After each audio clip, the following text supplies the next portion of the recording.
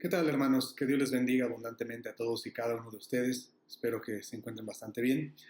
El día de hoy, gracias a la ayuda del Señor, me permite compartir con ustedes un mensaje sobre una historia bastante peculiar, la cual a muchos como seres humanos nos gusta escuchar historias, ya sea desde pequeños o algo así, pero sabemos que la Biblia nos cuenta diferentes contextos de personajes y demás, y los invito a que esta historia que vamos a reflexionar sea de bendición para nuestras vidas, como lo ha sido para mí hacerlo, para ustedes. El título de esta prédica es Nadie como Dios, pero antes de iniciar vamos a darle gracias al Señor por este tiempo. Amado Dios y Padre Celestial, te doy gracias por la vida de todos y cada uno de los hermanos que me permiten compartir este tiempo. Te pido en tu santo nombre que por favor esta palabra quede en sus corazones y que por favor seas tú el que brinde esas respuestas, brinde ese camino que debemos de seguir para todos y cada uno de nosotros, Señor. Te pedimos todo esto en tu santo y bendito nombre, mi amado. Amén. Bueno, hermanos, vamos a iniciar. Como les comenté, se llama Nadie como Dios y vamos a ir a un libro histórico, en específicamente el Antiguo Testamento, de Segunda de Reyes, capítulo 5, versículos del 1 al 19. Suenan muchos, pero no se preocupen, vamos a hacerlo lo más digerible posible en este aspecto.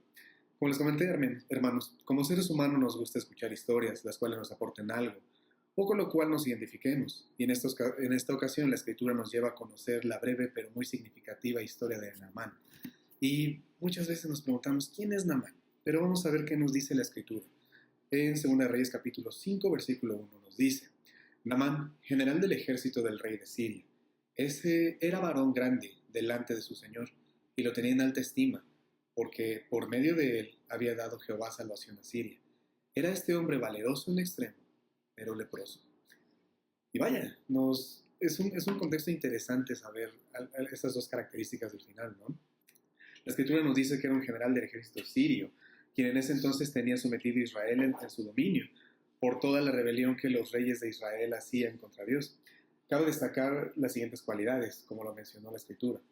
Varón grande delante de su Señor, y la más importante que nos llevará a conocerlo y ser parte de una cruzada que nos va a llevar de Siria hasta Israel. Valeroso en extremo, pero leproso.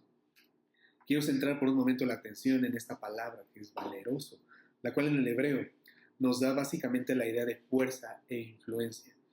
Esta ya nos da una idea de con qué clase de personaje nos encontramos.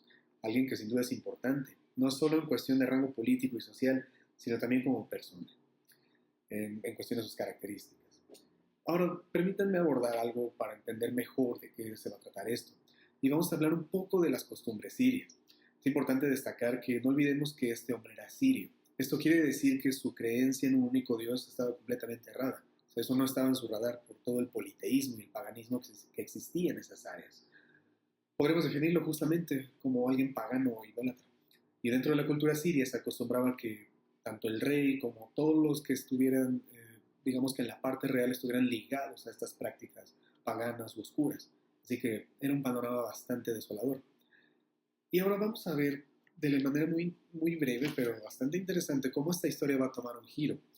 Y justamente esto nos va a hablar de una pequeña muchacha. Miren, en el versículo 2 en adelante nos dice, y de Siria habían salido bandas armadas, y habían llevado cautiva de la tierra de Israel a una muchacha, la cual servía a la mujer de Naamán. Esta dijo a su señor, si rogase mi señor el profeta que está en Samaria, él lo sanaría de su lepra. Entrando Naamán a su señor, le relató diciendo, así y así ha dicho una muchacha, que es de la tierra de Israel. Y le dijo el rey de Siria, anda ve, y yo enviaré cartas al rey de Israel. Dentro de este contexto, vemos que la escritura nos habla de una muchacha, que era parte de la servidumbre de la casa de Naamán, la cual no sabemos ni siquiera su nombre, hermanos. No sabemos nada más de ella. Pero podemos hacer una pausa para destacar algo muy importante. Era una muchacha que no estaba ahí por su voluntad, que desgraciadamente fue llevada presa. Y esto nos lleva a reflexionar que ante todo este contexto ella fue una luz en medio de esa tiniebla, testificando y hablando de un Dios vivo, al cual podría acudir su captor. Y preguntémonos, ¿hubiéramos actuado igual en su contexto o nos hubiéramos quedado callados? Porque reflexionemos, ante alguien que nos apartó de nuestra familia, nos quitó absolutamente todo, ¿podríamos todavía darle una solución a su problema? Porque la lepra era una situación no solo de cuestión social, era una cuestión de salud y una cuestión que sabemos que espiritualmente tiene otro peso. Sin embargo, esta muchacha se atrevió a hacer la diferencia. No hay mayor información, pero hizo algo muy importante y, como lo mencionas, fue testificar y hablarle a Naamán de un profeta de Dios en su tierra de origen. Esto es la antesala, amados hermanos, de la providencia de Dios, pues no olvidemos que este hombre valeroso era además leproso, lo cual lo hacía impuro para el pueblo de Israel. Sin embargo, este hombre fue usado para mostrarnos que Dios no hace diferencia entre culturas, estatus ni otros aspectos. Cuando esta muchacha le cuenta a Naamán, no era algo extraño para él, como lo mencionamos anteriormente. Para él inclusive fue como una opción más para intentar acercarse a un profeta y que éste lo limpiara y dijera algunos conjuros y que el rey le diera unas cartas, llegara y vaya, se hiciese todo lo que tenía que hacer bajo su contexto. Para Naamán era una opción más. Pero vamos a ver justamente cómo esta historia va a tomar un giro. Y veamos, un rey que hace todo al revés. Miren lo que nos dice la escritura. Salió pues él llevando consigo 10 talentos de plata y 6,000 piezas de oro y 10 mudas de vestidos. Tomó también cartas para el rey de Israel que decían así: Cuando lleguen a ti estas cartas, sabe por ellas que yo envío a ti a mi siervo Naamán, para que lo sanes de su lepra. Luego que el rey de Israel leyó las cartas, rasgó sus vestidos y dijo: ¿Soy yo Dios que mate y dé vida, para que éste envíe a mí a que sane a un hombre de su lepra? Considerad ahora y ved cómo busca ocasión contra mí. Cuando Eliseo, el varón de Dios, oyó que el rey de Israel había rasgado sus vestidos, envió decir al rey: ¿Por qué has rasgado tus vestidos? Venga ahora a mí y sabrá que hay profeta en Israel. Bueno, para empezar, ¿de qué rey de Israel estamos hablando? El nombre de este rey era Joram, y de inmediato podemos ver la cobardía de este rey que se entregó a la desesperación y a sobrepensar las cosas, pues este es un claro ejemplo de falta de dominio propio y de un temor sin base justificable. Sin embargo, no lo condenemos y centrémonos en algunos detalles más importantes. Joram era un rey de Israel, y esto es, hermanos, algo bien importante. Mientras del lado sirio, para ellos era muy común hacer prácticas paganas, hacer rituales, orar a los brujos, demás, el rey de Israel tenía un conocimiento único de un Dios todopoderoso que podía ayudarlo. Sin embargo, no buscó su ayuda. Y sabemos que era religioso, pero esto de nada le servía, al grado que se olvidó que tenía en sus filas un profeta de Eliseo, que en pocas palabras era el padawan de Elías. O sea, personajes que en la cultura de Israel en ese contexto generaron mucho impacto. Pero esta es una gran enseñanza para nosotros, amados, y vamos a reflexionar un momento con este papel que hizo este rey. Preguntémonos 3 cosas. ¿Acudimos a Dios? ¿Agotamos nuestros medios? ¿O acudimos por desesperación o por fe a Él? Justamente en el versículo 8, como lo leímos, vemos que este profeta interviene y su declaración es una prueba para Israel como para el mundo pagano de la presencia de un Dios vivo y verdadero, pues vemos que se limita a contestarle al rey que mandara a Naamán con él. Y aquí vemos otro punto en el cual quiero centrar su atención, que es justamente esta palabra, como la menciona, sabrá que hay profeta en Israel. Y la palabra, en el contexto hebreo, básicamente nos habla de saber, de aprender, de experimentar, pero conocer relacionalmente.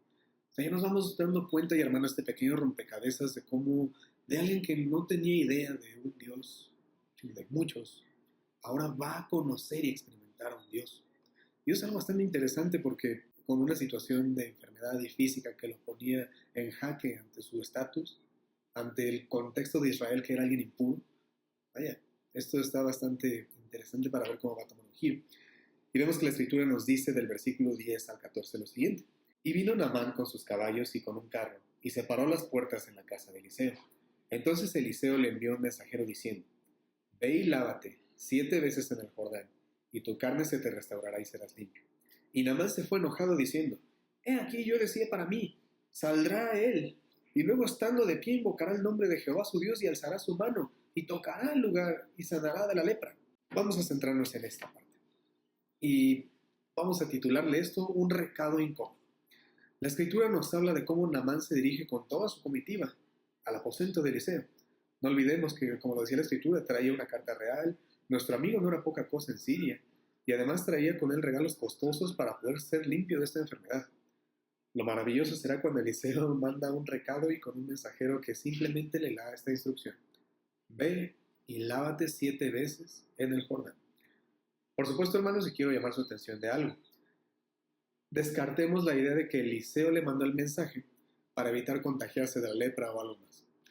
Sin embargo, aquí nos va a hablar de algo más importante que este hombre Naamán quería comprar. Pues bueno, nos va a hablar sobre una necesidad de restauración. Llamo por última vez su atención, hermanos, a una palabra, lávate, la cual es importante entender su significado. Esta misma nos transmite el sentido de lavar con agua para dejar limpio. Simbólicamente, el lavamiento era una declaración de inocencia que representaba la purificación del pecado. He ahí la importancia de la instrucción y el por qué nuestro amigo iba a experimentar algo que en su país era imposible. O sea, vamos uniendo las piezas de esas palabras clave. A alguien valeroso, o sea, alguien que, vaya, no era cualquier cosa en su país. Ahora, sabrá, va a experimentar, va a conocer. Y ahora lávate, vas a tener que restaurarte y tener una limpieza no solo de tu enfermedad física, sino interior. Ahora, hermanos, aquí vamos a ver algo que debemos reflexionar. Ni el rango, ni los logros, ni la riqueza de este hombre iban a ser causa de la sanidad. Y claro que la ayuda no vendría del profeta como lo estaba esperando nuestro amigo Naamán. Como en su contexto hubiese esperado que el hechicero o el brujo pusiera su mano o hiciera algunas cosas. Sin embargo, aquí no seamos tan rudos con Naamán, sino como dijo algún expresidente nuestro. Aquí les pregunto, ¿qué hubieran hecho ustedes con esa instrucción y con ese rango? Muchas veces queremos las cosas a nuestra manera, hermanos. Vemos en la escritura que nuestro amigo se indignó por tales instrucciones, pues esperaba una recepción digna de un general. Y claro, que el profeta saliera a hacer su trabajo. Pero vemos que este arranque en el versículo 12 nos habla de algo muy interesante. Menciona lo siguiente: Abana y Farfar, ríos de Damasco, ¿no son mejores que todas las aguas de Israel? Si me lavare en ellos, ¿no seré yo también limpio? Y se volvió y se fue enojado. Mas sus criados se le acercaron y le hablaron diciendo: Padre mío, si el profeta te mandara alguna gran cosa, ¿no lo harías? ¿Cuánto más diciéndote lávate y serás limpio? Él entonces descendió y se zambulló 7 veces en el Jordán, conforme a la palabra del varón de Dios, y su carne se volvió como la carne de un niño y quedó limpio. Vemos en la escritura que nuestro amigo se indignó por tales instrucciones, pues, como se ha mencionado, esperaba una recepción digna de un general, y claro que el profeta saliera a hacer el trabajo. Dentro de ese arranque vemos que se refiere a Abana y Farfar, que son ríos que pasan por el actual Damasco. Son aguas cristalinas a comparación del Jordán, que incluso, hermanos, algunos comentaristas dicen que son aguas, en ese entonces eran aguas pantanosas. ¿Se pueden imaginar ese contexto? En Damasco hay lugares hermosos y 2 ríos que inclusive pasan por mi ciudad que son completamente hermosos. ¿Y tú pides que desambullen eso? ¿Qué era lo que dificultaba a Naamán o lo conflictuaba? Pues, amados hermanos, lo mismo que muchos de nosotros en nuestros días, una necesidad de humillación. Muchas veces nosotros ponemos nuestras condiciones y lugares, por así decirlo, nuestro Habana y nuestro Farfar, pero no es lo que esperamos, ni cómo lo esperamos, y eso nos desagrada. Se requiere humillación de corazón y fe en la provisión de Dios, mis amados. No fue hasta que los siervos de Naamán, dentro de su comitiva, como lo hemos leído, le llaman la atención para que entre en razón. Y imaginemos esta escena, le dicen: Señor Naamán, deténgase un momento y por favor reflexione en lo que le está diciendo. No le está pidiendo nada imposible, zambúllese. Ya hemos venido hasta acá y usted prefiere regresarse enojado y leproso a Damasco. ¿No nos pasa lo mismo? Nosotros tendemos a tener una perspectiva, pero quien nos rodea nos ayuda a verlo de diferentes maneras. Para entrar en razón, y estos pasajes nos lo enseñan también como el rey Joram a Eliseo. Recuerden, él ya estaba haciendo de la idea que venían a hacerle casi guerra, que lo querían humillar. No, simplemente le iba a pedir un favor. Gracias a ellos se evitó que Naamán regresara airado, leproso de esa cruzada. Y cuando sigue la instrucción, vemos que todo empieza a cambiar. Cuando se zambulle, ocurre lo siguiente. Y volvió al varón de Dios, él y toda su compañía. Y se puso delante de él y dijo: He aquí ahora conozco que no hay Dios en toda la tierra sino en Israel.